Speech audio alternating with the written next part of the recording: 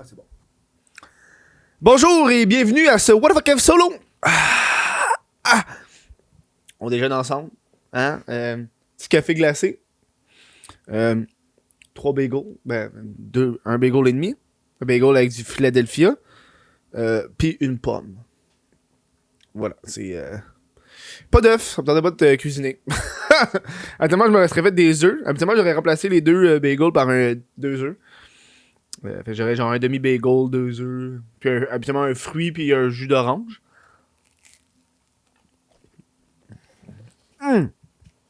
Mais là, je me dis fuck off.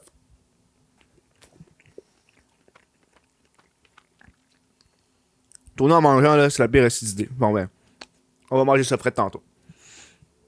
Si vous voulez supporter le What the Fuck solo, ça se passe sur patreon.com. Que What the Fuck est pour le mois d'avril. Chaque membre Patreon nouveau et existant, je vais remettre $1 à la centre de prévention du suicide de Québec. Donc allez-y, si vous en calissez la prévention du suicide, mais vous voulez quand même me supporter, ça se passe, vous pouvez devenir membre YouTube. Sinon, le t-shirt officiel du What the Fuck solo est disponible sur le whatthefuckf.com. Très content. Aujourd'hui, on parle d'un show. Je sais pas pourquoi. Ça a donné que hier, dans une conversation, je me suis mis à parler de mes vieilles jobs. Mes vieilles job-in. Puis là, ça m'a marqué là-dessus, tu sais. Pis c'est fou parce que, tu sais, même avant de parler des job-in, là, parce que là, je suis en train d'écouter des podcasts. J'écoutais le podcast de Thomas Levac, qui est excellent. Puis, je suis pas capable de pas me comparer. C'est difficile. Surtout dans un milieu dans lequel que je suis, là, le milieu artistique. Je me considère comme un artiste. C'est difficile de pas se comparer, tu sais. Je compare le What the Fuck solo avec le podcast de Thomas Levac, je compare sa chaîne à ma chaîne. Puis évidemment, il a gagné un Olivier puis tout le kit, puis je suis comme oh fuck, c'est hot. Puis ce sentiment-là de se comparer aux gens, je trouve des fois ça peut être malsain parce que ça englobe pas la totalité. Tu sais, je veux dire, j'écoute son podcast, puis il y a 2 commandites en partant, puis je suis comme collé, j'aimerais ça avoir 2 commandites. Sauf que j'ai déjà essayé d'avoir des commandites, ça a jamais marché. Je suis trop tête de mule. Tu sais, j'ai une chaîne YouTube en plus, j'ai une boutique en ligne. Fait que, on dirait que je compare un aspect de ma carrière. Puis je me dis, il faut que je sois le meilleur dans ça. Alors, j'ai jamais été le meilleur dans rien, jamais, là. J'ai jamais été le meilleur podcast, j'ai jamais été le meilleur YouTuber, meilleur humoriste. J'ai jamais dit que j'avais la meilleure merch. On dirait que je suis comme médiocre dans tout. Mais à force d'être genre moyen dans tout, ça fait un tout qui est fort. Tu comprends un peu? C'est un peu difficile pour moi d'écouter des shows populaires parce que j'ai l'impression, je me dis, j'aimerais ça être autant populaire que ces shows-là. Bref, je suis comme là-dedans, là, je suis en train de m'habituer. Là. Des fois, c'est important de savoir qu'est-ce qui est pas bon, quel comportement qui fait que t'aimes pas, tu trouves négatif, puis d'essayer de le modifier. T'sais. Je vais prendre une bouchée parce que j'ai faim.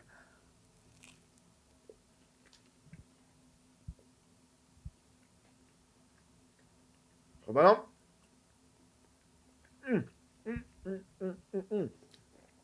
Donc, le dernier show que je fais en déjeunant. Je me répugne. Après, je fais bien du bruit quand je mange. Moi, mon père, il faisait du bruit. Là. Fait que j'ai pogné l'habitude de faire du bruit, tu sais. Ce qui fait, ça peut être crissement dégueulasse. Bref, aujourd'hui, j'ai envie de vous parler de mes anciennes jobs. Je sais pas pourquoi, je suis genre, man, j'ai envie de vous jaser de mes anciennes jobs avant d'être YouTuber ou peut-être dans le futur devenir humoriste, chose que je voudrais faire là, je travaille bien gros là-dessus. Et ouais, c'est ça, juste montrer c'est quoi mon parcours, comment ça a débuté.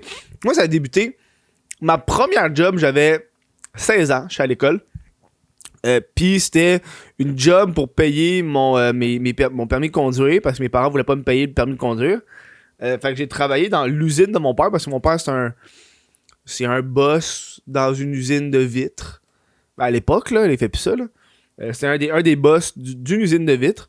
Fait que j'ai travaillé dans l'usine de vitres, là. Je coupais du PVC à longueur de journée. Travail d'usine typique, là. Je mettais la vitre pour qu'il se fasse plastifier, genre, pour quand ils vont les revendre. Classique. Travail d'usine. Je faisais ça pendant un été. First job. Ça m'a montré. Je pense que c'est important que tout le monde fasse au moins une fois dans sa vie de la job d'usine. Ou une job qui aide pas. J'ai pas aimé ce job-là, c'est de la job redondante. Le pire, c'était couper le PVC, là. J'étais mouillé une machine avec des tuyaux de PVC. Je coupe ça, ça fend, puis devant moi, il y a une horloge. Ça, c'est la pire. J'avais pas le droit d'écouter de musique parce qu'il faut que tu sois attentif. Pas le droit d'écouter de podcast. Puis le fait d'avoir l'horloge devant moi avec le temps qui passe, répugnant. Ça me dégoûtait. Vraiment. Ok, là, je vais tasser ça parce que je vais en manger tout le long. Je peux pas me retenir.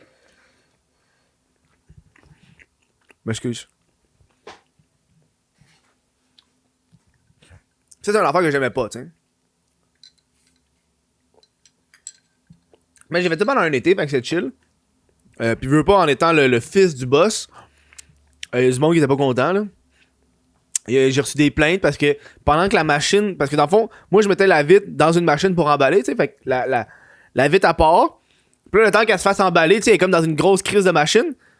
Puis là, faut que j'attende qu'elle soit finie avant de la prendre puis d'en mettre une autre, tu sais, pour pas bloquer la machine parce que j'ai déjà bloqué la machine. Fait que moi, pendant qu'elle passait, mais j'étais à côté de sa machine en attendant que ça passe. Tabarnak de personnes qui a porté plainte, qui a dit que j'étais paresseux parce que je suis le fils du boss. Ça m'a fait chier en tabarnak. Ça m'a fait chier en crise. Après ce job-là, j'ai travaillé pendant 1 an et demi dans une cuisine au Coq. Qui est les Benny, genre Benny et compagnie. À un moment donné, je me suis coupé le doigt pendant que je faisais un tortilla. Je me suis coupé un bout du doigt. Ils m'ont pas demandé de quitter, ils m'ont demandé de continuer de travailler. Puis après ça, le tortilla que je travaillais quand je me suis coupé le doigt, il a été vendu à un client. Fait pendant que j'étais comme en douleur, je suis retourné à ma table, plus de tortilla, il était pas dans les poubelles. Fait que quelqu'un a fini la job puis l'a envoyé. Merci, bonsoir. C'était pendant 2 ans, un an et demi. J'étais comme assistant cook, là. Je faisais des tacos. Mais pas les tacos, les genres de fajitas, la poutine aussi. Ou sinon, je faisais des frites. Mais je faisais pas le poulet. Puis je lavais le plancher. Ça, j'aimais ça, là. Laver le plancher, là, je prenais 1 heure pour laver le plancher. C'était relaxant pendant que le monde rushait dans la cuisine. Moi, je lavais le plancher relax. C'est le fun. Ça, c'est une job que j'ai bien aimé. Puis après ça, en quittant au coq, moi, j'ai étudié en administration, puis là je me suis dit je veux trouver de la job plus administrative, entrepreneuriale. Donc là ça a été comme le moment où est-ce que je suis allé au couche-tard, dans un couche-tard, je me suis dit là je suis dans une entreprise, pas dans un restaurant. J'ai travaillé 2 ans dans un dep couche-tard comme commis, bien normal. Sauf que je suis un commis mange-marde où est-ce que je faisais exprès de pas apprendre des trucs pour pas le faire. Tu sais, comme moi, la machine à slotch, j'ai jamais appris comment la laver. Fait que je l'ai jamais lavée pendant 2 ans. Puis quand le monde me disait, hey, lave la machine à slotch, je sais pas comment faire. Puis là, quand ils voulaient me montrer comment faire, je suis ouais, je suis occupé, faut que je fasse ça. Fait que j'ai jamais appris comment laver la machine à slotch. Même affaire pour la machine à café. J'ai jamais appris comment laver la machine à café. Mais moi, je travaillais de soir, là, fait que de 6h à minuit. Moi, j'avais bien ça, c'est le fun, ça relaxait. Puis j'avais toujours mon petit power trip à 11h. Oh! Quand que la bière a finissait à 11h, j'avais mon power trip de malade. Le monde y arrivait 11h02 à la caisse, tu peux pas, je barre les trucs. Le monde, des fois, il pétait une fuse. Hey, il y a juste 1 heure, il est passé 11h01. Je peux pas, c'est 11h, c'est 11h. Je peux être dans la merde. À un moment donné, j'ai déjà passé de l'alcool à 11h01, puis mon boss m'a contacté pour me dire que je suis dans la merde. Sinon, j'aimais aussi faire des power trips quand que les parents achetaient de l'alcool avec leur enfant. Parce que t'as pas le droit, là, surtout les ados, là, c'est comme, faut que tu cartes tout le monde qui est là. Fait que je cartais les kids, puis les kids, il y avait genre 16 ans, je suis comme, je peux pas te vendre d'alcool. Puis là, tu sais, c'est comme, des fois, je faisais exprès, là, tu sais, c'est comme un père avec sa fille, il achète genre de la Motion Dry, là, je sais que c'est pour lui, mais je le faisais pareil pour le faire chier. Ou sinon, c'est genre un père avec sa fille, puis il achetait des poppers. Ça, je le savais. Surtout que, juste avant d'acheter, il était dans le frigidaire, puis c'est la fille qui pointait qu'est-ce qu'elle voulait, tu sais. Ça, je le savais. J'ai pogné des voleurs aussi, ça c'était cool. Des voleurs sur le fait, là, le gars il a volé de la bière, il mettait ça dans ses poches. Puis là, genre 2 mois plus tard, il est revenu dans le magasin. Là, je l'ai vu qu'il a volé, j'ai dit de sortir. 2 mois plus tard, il est revenu dans le magasin, j'ai fait toi, décalisse. Sors d'ici, c'est pas. Je l'ai humilié devant les clients. Toi, sors ta place, t'as volé la dernière fois que t'as été ici, t'as mis de la bière dans tes pantalons, t'es pas le bienvenu ici, va-t'en. Le gars, il l'a su en tabarnak. Ouais, ça c'est mon petit fun. C'est mon petit fun pour une job de même. Moi, je serais pas bon policier, là. Je tirerais du gun, là, pis je tirerais du taser. Je veux pas tuer du monde, là, mais je tirerais du taser, tu sais. Quand j'ai démissionné du couche-tard, c'est là que je suis embarqué plus vers des petites job-in. Là, c'était juste un ramassé de job-in. Genre, pas des jobs longues, là, des petites job-in. J'ai fait 1 mois au Archambault. Parce que je me suis fait renvoyer. Parce que je me pensais meilleur qu'eux autres. Tu sais, quand j'étais comme des fois, les boss, ils faisaient des. C'est vraiment mal fait parce que quand t'es au Archambault, c'est syndiqué. Puis, c'est des sections. Tu sais, moi, j'étais à la caisse. Fait que je m'occupais juste de la caisse. Fait que quand il y avait des clients qui venaient me poser des questions à la caisse concernant, genre, par exemple, un DVD, genre. Ah, il est où ce DVD-là? Je pouvais pas l'aider, moi. Fallait que j'appelle un commis au DVD. Tu sais, mettons, il disait, il est où le DVD de Breaking Bad? Puis là, mettons, je savais il était où, il est là, je le vois, là. Je pouvais pas lui dire qu'il est là. Fallait que j'appelle un commis. Fait que ça faisait chier les boss. Puis là, qu'est-ce qui arrivait, c'est que t'avais des boss par section. Puis moi, la boss de la caisse, elle me disait une affaire. Puis là, quand elle était pas là, la boss, par exemple, en soirée, puis c'était comme le boss des DVD ou le boss des CD, parce que c'est comme la section qui était à côté de moi, lui, il me disait des choses que ma boss disait que elle disait le contraire, mais fallait que j'obéisse aux ordres du boss qui est là présentement. Même si l'autre me dit de pas faire ça. Ça fait chier parce que quand il y avait pas de client, tu t'emmerdais, tu fais rien faire. Moi, ça me faisait crissement chier. Moi, quand je travaille 4 heures, man, j'ai pas envie de prendre une pause de 15 minutes. Je m'en calisse, me pogner le bang pendant 15 minutes, man, paye-moi à la place, tu sais. Puis mon boss au couche-tard me laissait faire ça. Au Archambault, il était comme non, syndicat, on peut pas. Il va chier, Puis là, pendant les. Quand il y avait pas de clients, vu que j'avais rien à faire, j'ai tout lu leur truc syndical. Il y a comme un pamphlet syndical, je l'ai tout lu, puis hostie qu'on était dédavantagés. Ceux qui étaient pas genre temps plein, là, c'était ridicule à quel point qu'on était dans la merde. Bref, ils m'ont renvoyé, là, parce que je me pognais avec le boss. Mais les clients m'aimaient, au moins c'est ça. Après ça, j'ai travaillé j'ai travaillé où? J'ai fait de la vente pyramidale. Ouais, j'ai fait ça, moi. Je vendais des couteaux. Mais c'était pas de la vente pyramidale comme les classiques ventes pyramidales. C'est une vente pyramidale, mais plus sneaky. Dans le sens que moi j'étais payé pour quand je faisais la présentation. Fait que j'ai fourré le système à partir de là. Fait que moi, par exemple, j'allais faire une présentation, je vendais des couteaux, fait que là, je me ramassais avec du monde. Puis là, quand je faisais la présentation, puis si le monde achetait ou achetait pas, à la fin, je leur demandais de me recommander 5 personnes à qui je pourrais aller faire la présentation. Puis là, c'est de même dans le fond que je pyramidais, vendais, tu sais. Je pouvais aussi recruter du monde, mais je m'en calissais de recruter du monde. Parce que qu'est-ce qui arrivait, c'est que quand j'allais faire ma présentation, j'étais payé quelque chose comme 25$, mettons, de l'heure. Ou quelque chose de même, là. 15-20$ de l'heure. Fait que je faisais à croire, j'allais faire des présentations avec des membres de ma famille. Quand que c'était pas vrai, j'allais pas faire la présentation, je leur demandais juste de signer un papier pour dire que j'avais été, t'sais. Fait que là, ça, je m'en colissais pas mal, là. Je savais que c'était de la grosse vente pyramidale sale. Je voulais juste faire du cash, merci, bonsoir. Pis c'était rare, là, j'ai appris. Pour le reste, ça a été pratique parce que j'ai appris plein de techniques de vente. Beaucoup de techniques de vente. T'as des scripts pour t'aider à vendre, des techniques pour pousser, des techniques de manipulation d'objets. Plein d'affaires qui étaient le fun, que je suis content. Puis après ça m'a permis de savoir c'est quoi des ventes pyramidales. Puis après ça, je me suis jamais été dans des ventes pyramidales. Puis après ça, j'ai eu des offres de ventes pyramidales par la suite que j'ai toujours refusé parce que fuck you, si j'ai pas eu fuck la vente pyramidale, c'est la colise de merde. Je pense que c'est la meilleure vente pyramidale que j'aurais pu être. Tu sais? Je suis rentré dans mon argent. Il y a bien du monde qui vont en vente pyramidale puis ils rentrent pas dans leur argent. Moi, je suis rentré dans mon argent. Il fallait que je paye un kit de couteaux là, à 70$. C'est correct que j'utilise encore ces couteaux-là aujourd'hui. Justement, j'ai utilisé un des couteaux tantôt. Moi, j'ai jamais acheté d'autres couteaux de ma vie. Donc je suis content. C'était fucké. Après ça, quand j'ai lâché la vente pyramidale, parce que dans le fond, moi, c'était à Laval. Puis le genre de bloc de Laval déménagé à Montréal. Puis j'ai fait, ouais, fuck, je vais démissionner. J'ai pas envie de rester là. Après ça, j'ai fait quoi? Je pense que c'est après ça que j'ai fait la meilleure job que j'ai faite de toute ma vie. La meilleure job-in que j'ai faite pour Nintendo Canada.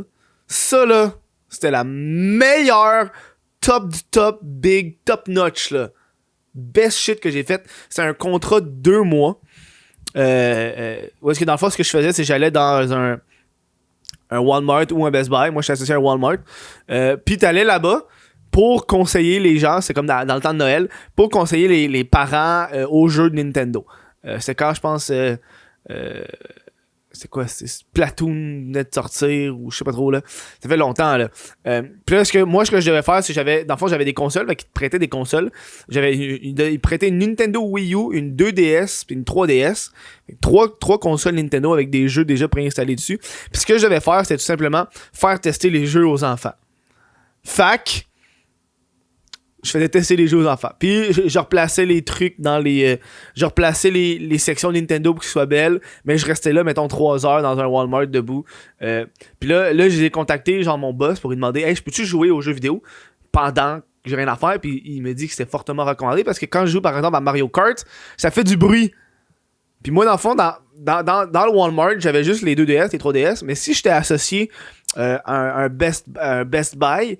J'avais une Wii U aussi que je pouvais setuper au Best Buy avec une télé. Mais au Walmart, il n'y avait pas de TV, fait que j'avais juste les consoles portatives.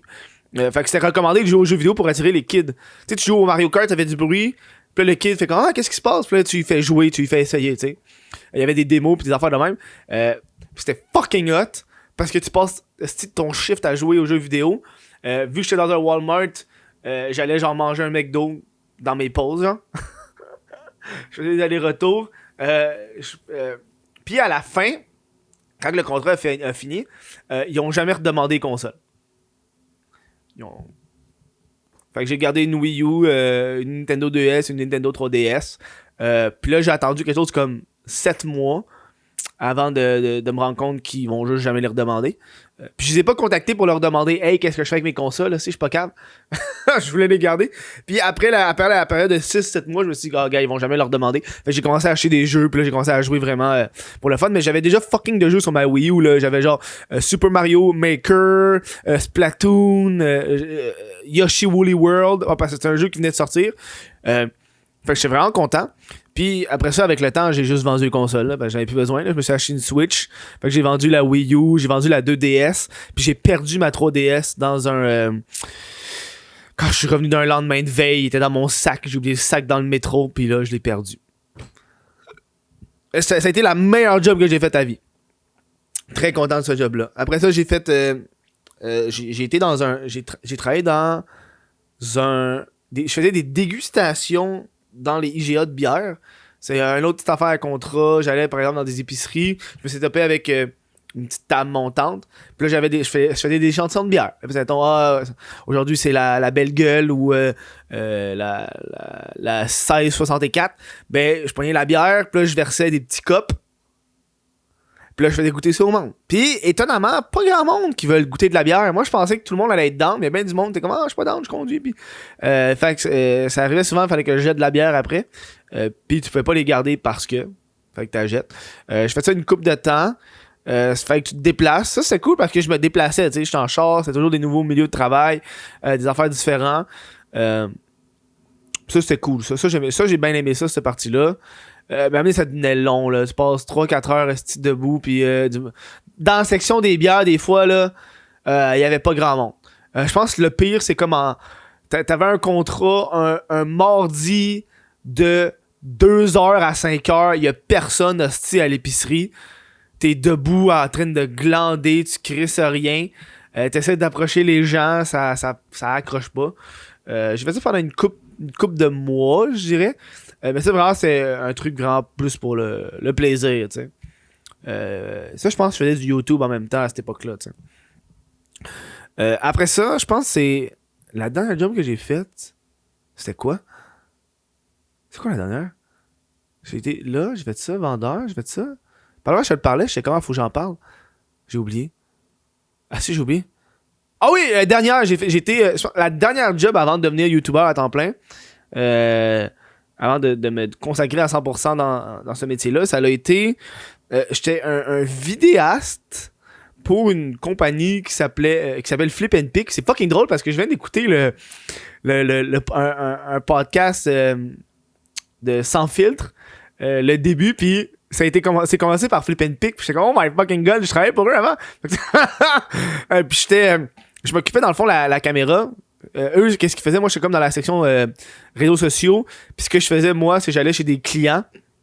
Puis je filmais des vidéos pour eux, puis je faisais le montage. Après ça, c'était diffusé sur leurs réseaux sociaux. Puis eux, ils avaient comme une formule vraiment genre face, là. Leur type de vidéo, il faut que tu filmes ça, ça, ça, parce qu'il y avait comme une limite de temps, tu sais. Faut que tu filmes ça, ça, ça. Après, quand tu vas faire ton montage, faut que tu fasses ça, ça, ça, avec ça, ça, ça. Il y avait une formule de rapidité, ce qui fait que je t'ai payé peut-être 45$ par vidéo au bout du compte, tu sais. Pour 3 heures de temps. Puis moi, ça me faisait 1 heure de montage, 1 heure de tournage pour 2 heures de montage vidéo. Puis moi, ça me faisait vraiment chier parce que mon aspect créativité était vraiment déçu, un peu descendu. Puis moi, j'étais comme un peu le mouton noir de l'entreprise. Il me gardait. La raison pourquoi il me gardait, c'était parce que les clients m'adoraient. Les clients, ils tripaient sur moi parce que moi, j'arrivais.